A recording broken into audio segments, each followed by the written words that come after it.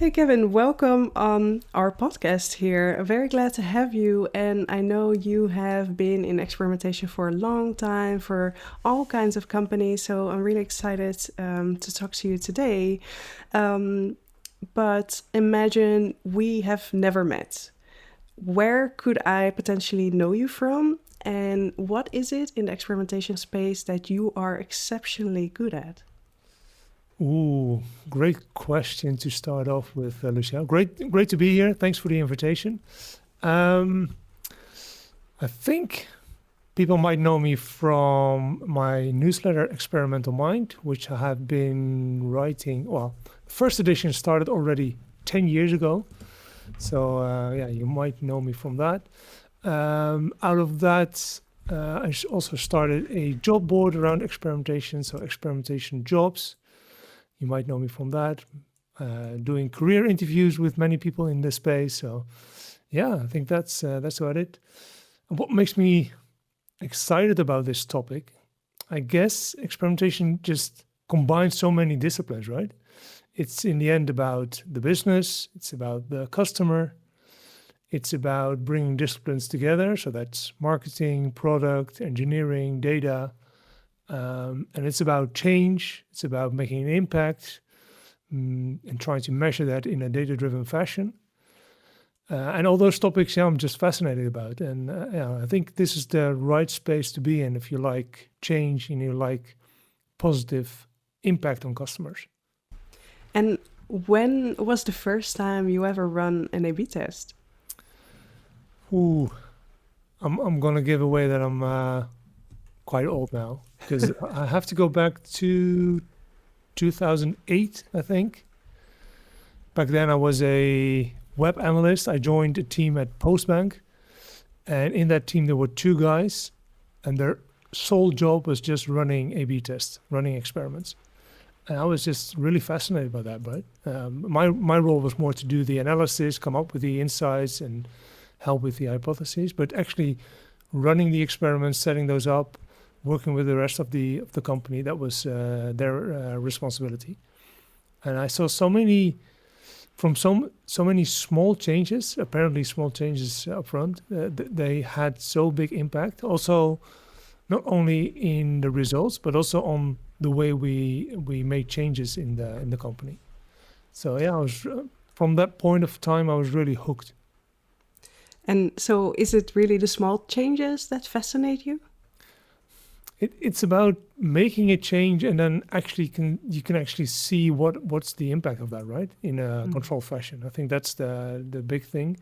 And especially because everyone has opinions, everyone has ideas, but getting people in the same room coming up with, okay, this is the experiment we're going to run. This is the thing we all believe in, and this is something we're going to validate. And then 2 weeks later, you can see the results. I think that has a big impact, and it makes people humble because everyone knows then that their idea might be just a flop. So it has a big impact on how people work together and how they actually drive the business forward. Yeah, interesting. I'm totally there with you. And you said you started as an analyst. So what does your career, what did it look like? What did you study? How did you end up in this online world? Where did you come from? Well, now I have to go even further. So I studied business administration at Tilburg University. And I can still remember one subject. It was about analyzing the impact of a direct mail package. And it was a very complicated statistical model behind it to test a lot of different versions of that direct mail pack. And well, that was a fascinating topic for me as well.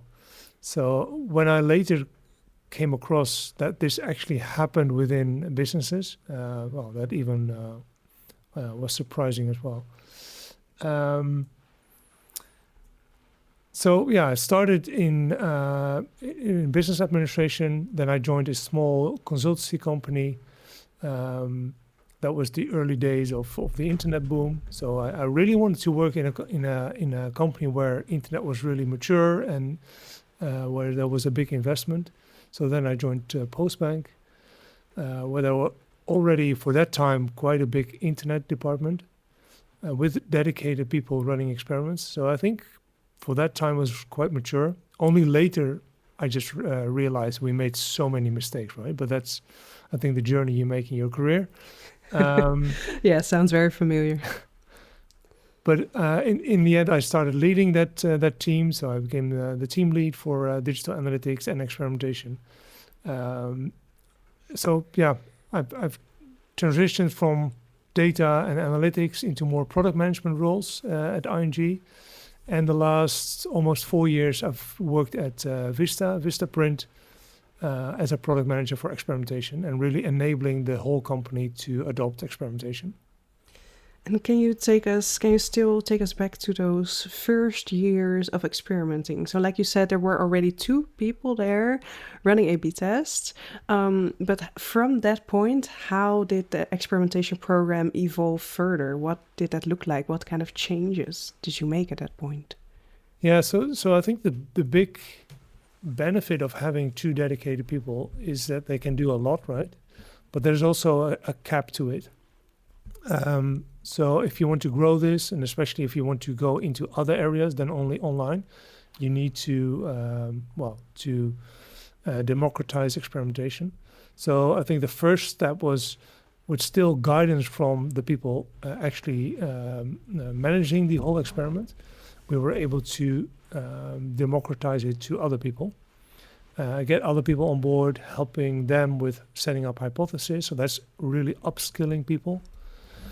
So that's getting almost the tool in the hands of other people. And that also makes, you also need to have other kinds of tools, right? There are more user-friendly, maybe less code-dependent. So I think the biggest change I've been making was making it possible to also run experiments in a content management system, so in the CMS, because that means that everyone that has access, and that was like hundreds of people, could set up an experiment and make meaningful changes on the website. Oh, that's really interesting and something I've seen before as well. But what kind of changes and A/B tests could content managers and everyone with access then at that point run? I can still remember one of the biggest surprising tests, for example, and that's just adding a couple of words on a log-off page. So as you can imagine, in a banking environment, people come there and do their transactions. If they log out, you would come to a log-off page, which contain personalized offers for those customers. And only adding a couple of words saying, hey, this is especially selected for you, made a huge impact on at least clicks, but also on sales, going deeper down in the funnel. And I think everyone was really surprised how such a small change can benefit. But I think you start to notice where customers are actually paying attention to, right? And this was connected to the message, hey, saying you are logged out, which is for someone doing their banking transactions a very important message, because that means, oh, we're safe now again, and I can do other things online. Yeah, wow, that's amazing. And at any point while scaling and democratizing experimentation, did you need to convince higher management? Probably, right? To have resources and that kind of stuff. And what did that look like? Yeah, so many times, of course. For example, for getting a budget for training programs, for example, or switching to other tooling, that all entails budget, it all entails change management. You need oftentimes the help from developers. So there's continuous discussions about change and budget as well. I think the biggest lesson I've learned is that it shouldn't only come from the person or the team developing or pushing for experimentation, right? You need to get the feedback from other people, right? So I would work with marketers, I would work with product people or engineers and build up a case together and present that in a joint fashion to leadership, saying, hey, these are the data points that we already have. These are the ideas where we can scale up. But for that, we need budget, more people, etc. And then it's not just coming from there's an experimentation team, but it comes from a larger group of people where you also can see that people are really willing to make that step. So when talking to leadership and when creating this case for them, what do you think is important to include? So you just said that it's important that it's not only you, it's not only the team, but it's also bigger. What else?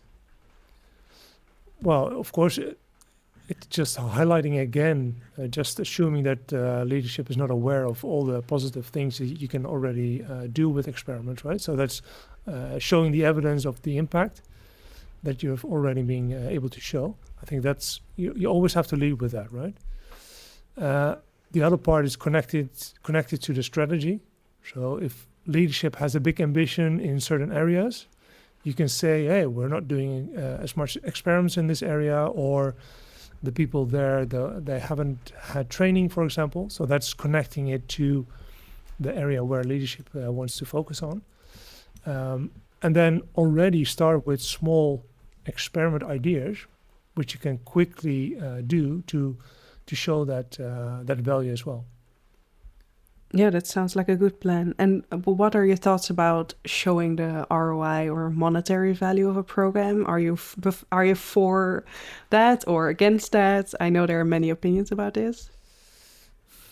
To be honest, I think it's often more important that you try to make the right decision than try to monetize that decision, right? And putting those decisions into a number. Because it is a trickery slope, right? Slippery slope. You can go all ways, and if you want to do it, you have to be very careful, because if you overinflate this, it will backfire, right? I've seen that happen. People just don't believe the big numbers that you say that you can deliver. So definitely apply a haircut, right? Be conservative. I think that's the most important thing. Try to stay away from it, but if leadership is just really onto this and they want to almost put a dollar value or a euro value to everything, then I don't think there's an escape. Just make sure that you do it in the best possible way. And I know we were both in a course of Simon Jackson, but Yes. I remember the haircut technique. And do you want to share something about that? How does that work? Well, you can make this as advanced as you want, of course, but just taking a haircut, like reduce it with 20%, or look at the confidence interval and stick to the lower bound of that confidence interval, right? Focus on that and not so much on the upside. I think those are just basic tips you can directly apply.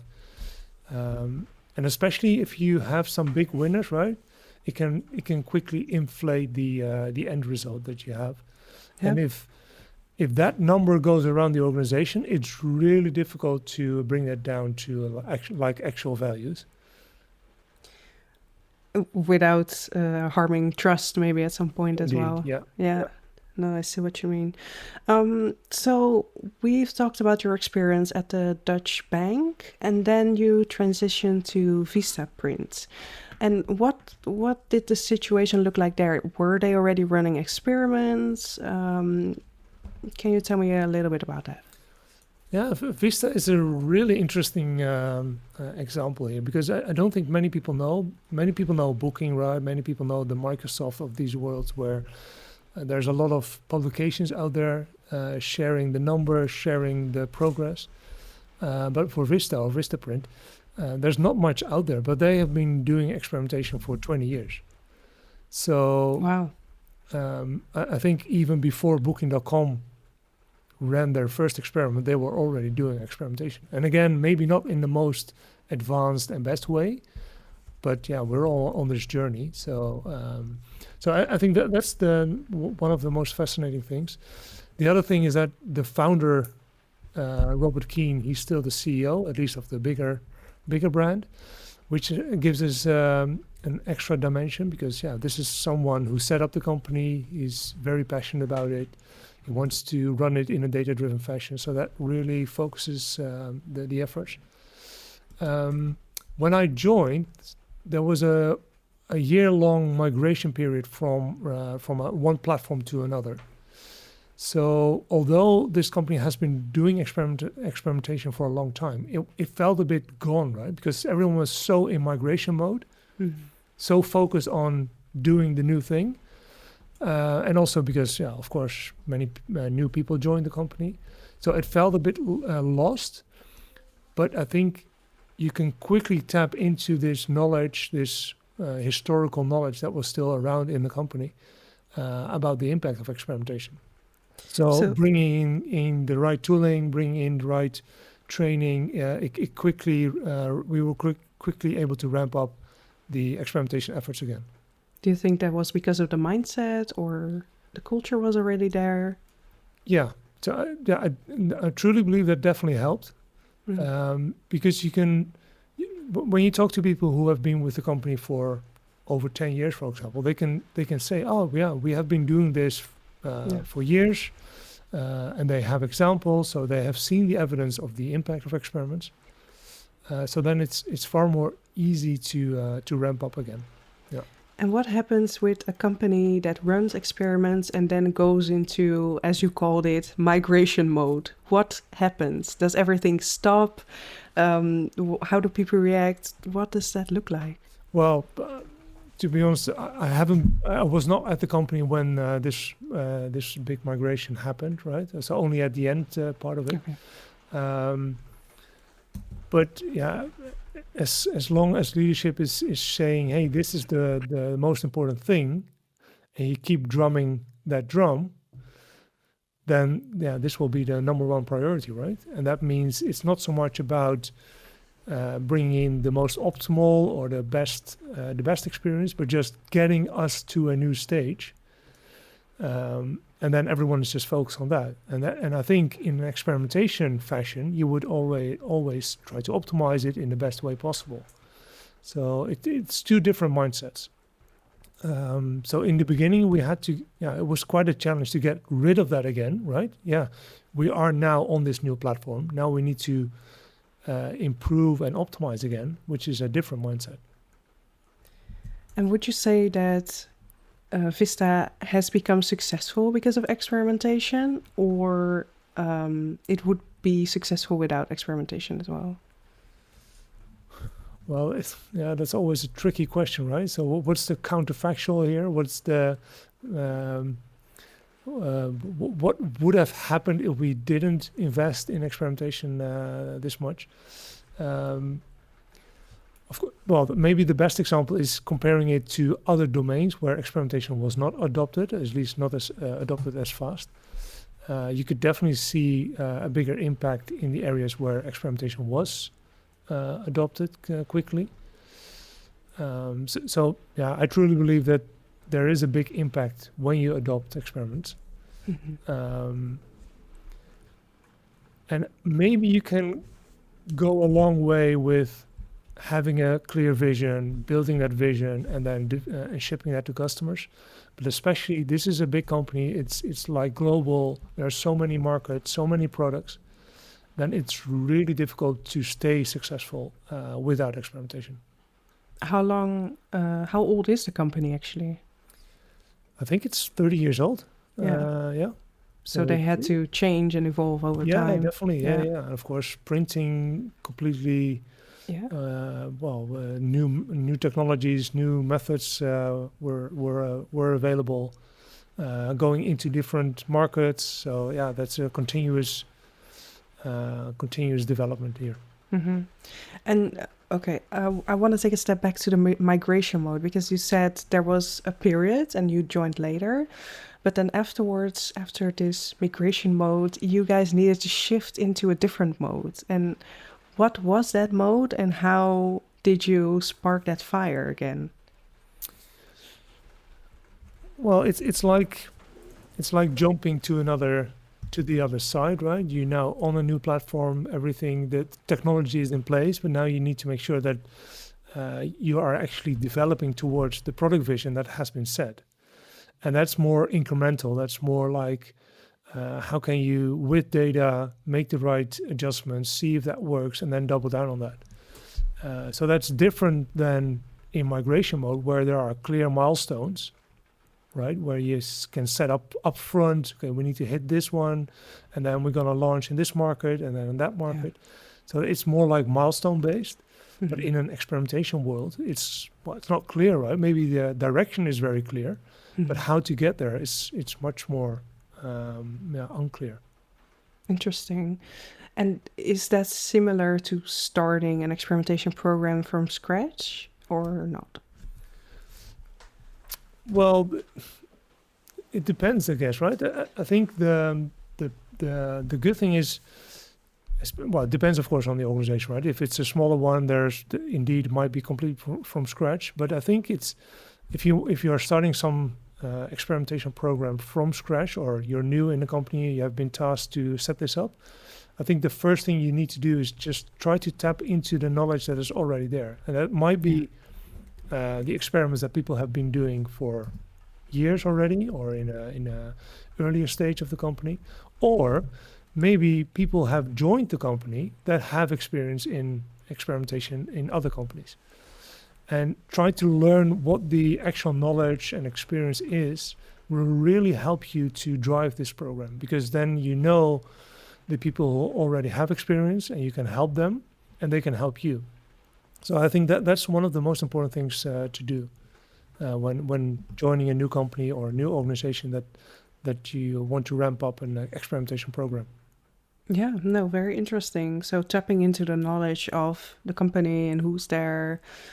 Yeah, I'm also a big fan of that. Before we tap into knowledge more, let's tap into mistakes a little bit more. Can you share a little bit of your past mistakes and how you learned from that? And, it can be from like 10 years ago, but could also be from last year. What are common mistakes that you can share that you learned from? Ooh, um,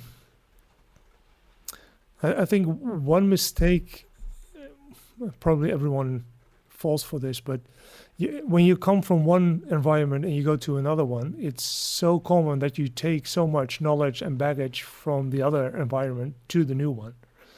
And that means you're assuming that people know stuff that you know, or and I think that's one of the most common mistakes, right? So when people join another organization, they bring almost like a playbook, and they bring knowledge, they bring a language, and they assume that everyone in the new environment knows this as well. And I think this is just one of the biggest mistakes we can make.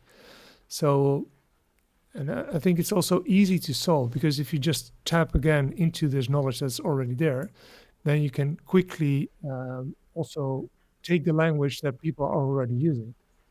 And then it's far more easy to just get your message across and get people alongside of you.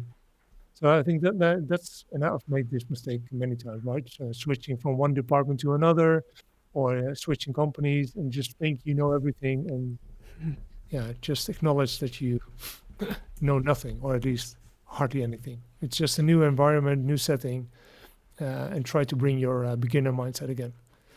So it's about being humble, the beginner's mindset, and is it also about aligning with the new team and the new environment? Yeah, definitely. So it's try to really understand and talk the language that people are already talking, right? And that makes you part of that new culture. Yeah. And if you don't do that, then you're seen as the outsider who might have good ideas, but doesn't really understand what the business is like or how we do things around here. Mm-hmm. Yeah, so that was more of maybe a more personal one for you. How about an analytics mistake you've made? Anything you can share there? Like, I know I have tons of silly things or understanding about statistics, but you actually came from the background.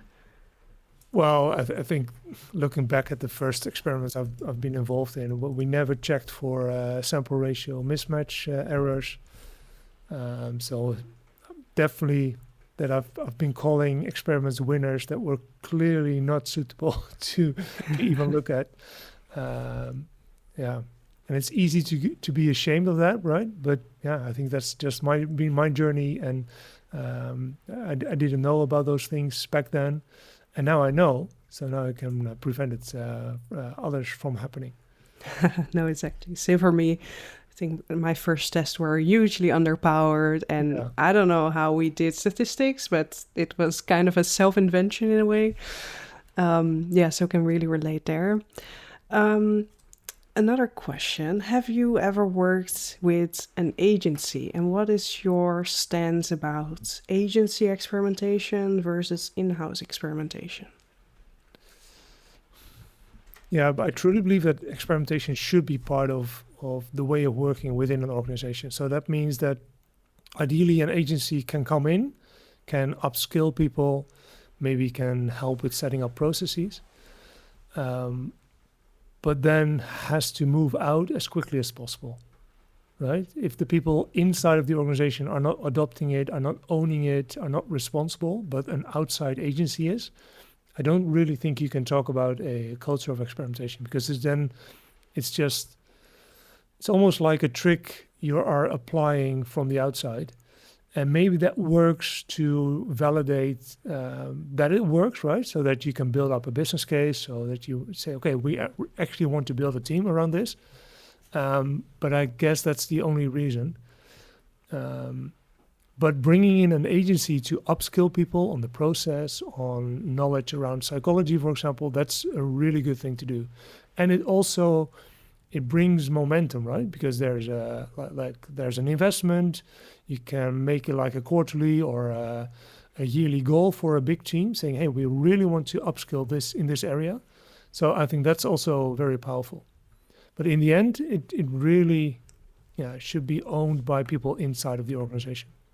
Yeah, I'm totally with you on that. It's like you read the proposition for a new brand, but yeah, totally with you on that. After years of experimentation, you just see it doesn't win if it's not inside of the company. So huge fan of that. And how was experimentation actually different for the types of companies that you worked for? Can you share a little bit of that? So you went, of course, time was also different, but Yeah. maybe what an experimentation program looks like was also different.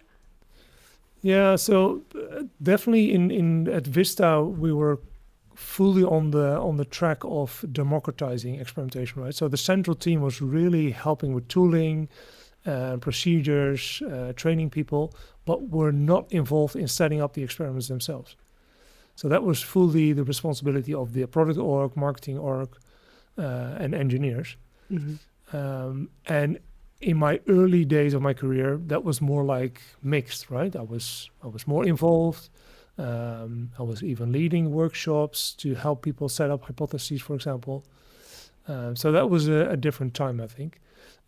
But yeah, it depends on the department, depends on the organization, depends on the maturity, I guess. So yeah, I don't think there's a right or wrong here.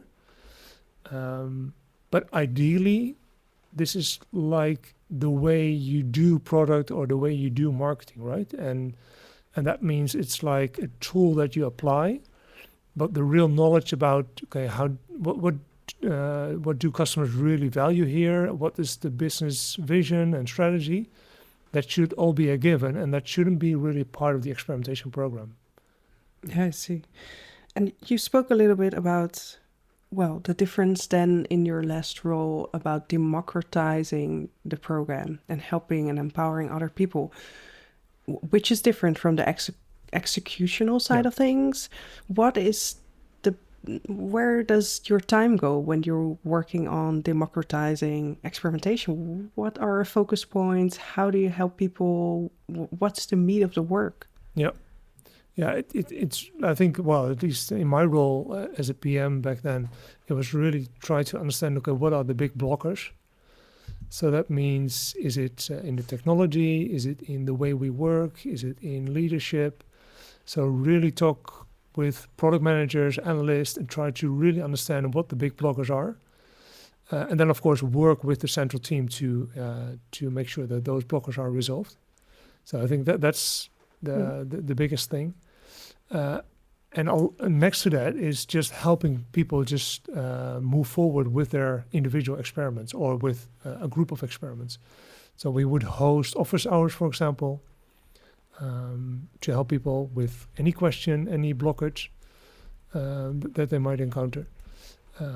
Yeah, so try to make it as easy as possible. I think that's the big thing here, and that could be very small on how can we move this one experiment forward, or bigger, how can we get experimentation adopted in this area?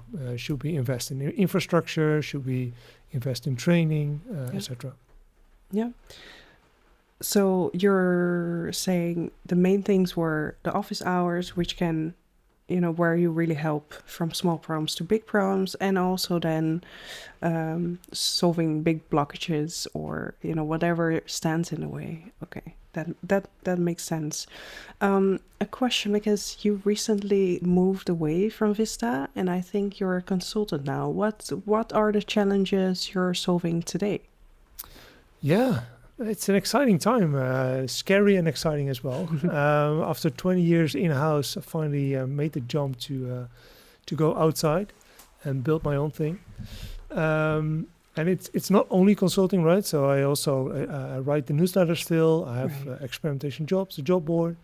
But the third pillar is indeed helping organizations run better experiments and set up programs. So one example, I'm helping one company in the UK right now.